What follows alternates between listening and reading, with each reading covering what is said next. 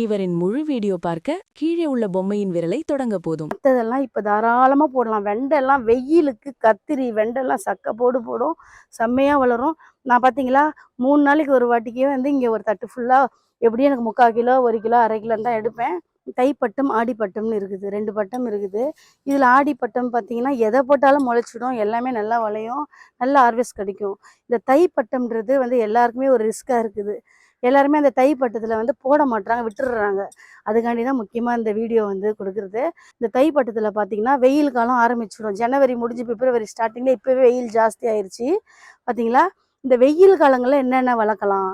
வெயிலில் பார்த்தீங்கன்னா கத்திரிக்காய் நல்லா வரும், வெண்டைக்காய், கத்திரிக்காய், வெள்ளரி, பாவக்காய், வெங்காயம், பூண்டு, கீரை வகைகள் இதெல்லாம் வந்து ரொம்ப நல்லா சூப்பராக வரும். நம்மலாம் சென்னையில் இருக்கோம். சென்னையில் இருக்க பார்த்திங்கன்னா வெயில் ஜாஸ்தி.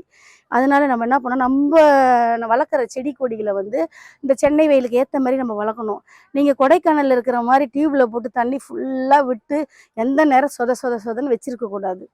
எப்பயுமே தண்ணி செடி கொடிகளுக்கு பார்த்தீங்கன்னா காய்ச்சலும் பாய்ச்சலும்னு சொல்லுவாங்க.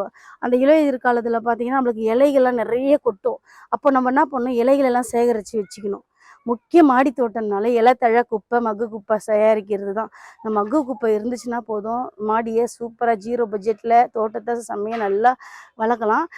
வெயில் காலங்களில் பழமரங்கள் நல்லா வளரும். கொய்யா, மாதுளை, சீத்தா, அத்தி இதெல்லாம் வெயிலில் வந்து ரொம்ப நல்லா வளரும்.